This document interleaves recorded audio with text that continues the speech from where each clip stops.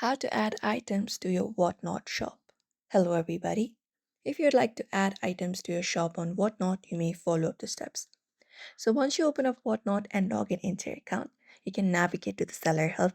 So, for that, head over to account option, tap on it, and once you are there, you can basically head over to account hub, like your account here. Let me just show you.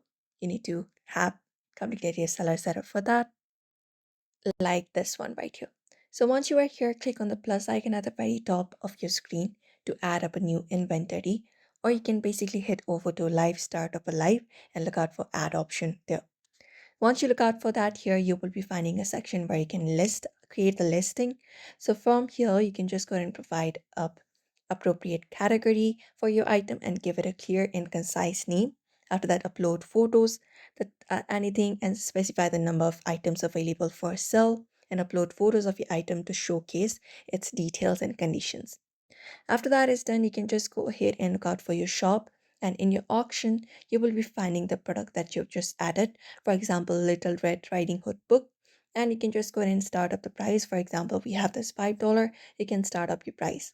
You can even edit it out according to your choice between the lives. You can look out for the editing options and select the starting price, quantity, etc. and even change the description if you prefer.